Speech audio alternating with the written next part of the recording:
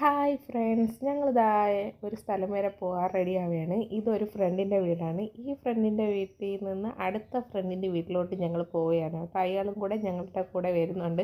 ഇവിടെ വന്നപ്പോഴത്തേന് അദ്ദേഹം ഒരുങ്ങിയിട്ടേ ഇല്ല. അങ്ങനെ ഞങ്ങൾ 3 പേര് അദ്ദേഹത്തെ വഴക്ക് പറഞ്ഞു.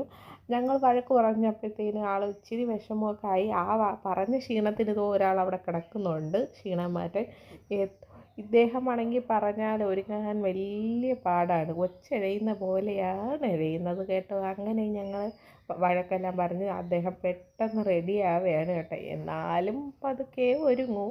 ഓക്കെ, അത് കഴിഞ്ഞ് ഇറങ്ങിയതാ വന്നപ്പോഴത്തേനാണ് അടുത്താൾ എനിക്ക് ഈ ഡ്രസ്സ് പോരാ, ഒന്നുകൂടെ മാറ്റണമെന്നും പറഞ്ഞ് പോയി. ഡ്രസ്സൊക്കെ മാറ്റി ഞങ്ങളിതാ ആട്ടിൽ കയറി പോവുകയാണ്. വേറെ ഒന്നുമില്ല, ഒരു ഹെൽത്ത് കെയറിലോട്ടാണ് പോണത്. ആ ഹെൽത്ത് കെയറിൽ പോകുമ്പോഴത്തേന് ഞങ്ങളുടേതായ തമാശയും കാര്യങ്ങളെല്ലാം ഞങ്ങൾ ഈ പോകുന്ന വഴിയെല്ലാം ഉണ്ട് കേട്ടോ.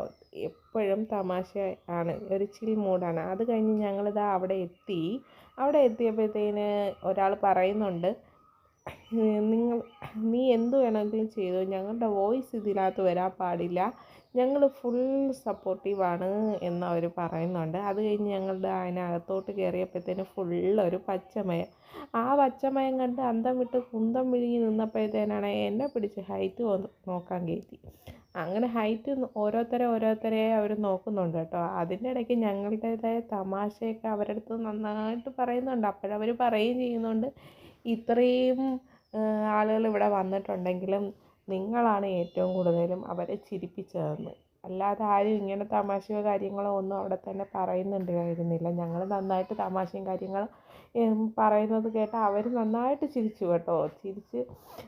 അങ്ങനെ ഞങ്ങൾക്കിവിടെ ഒരു ക്ലാസ്സും ഉണ്ടായിരുന്നു. അത് കഴിഞ്ഞ് ഞങ്ങൾക്ക് അവിടെ വെച്ചേക്കുന്നത് ഒരു എനർജി ഡ്രിങ്കാണ്. ആ എനർജി ഡ്രിങ്ക് എന്താണെന്ന് പറഞ്ഞു തരാൻ എനിക്ക് അറിയില്ല.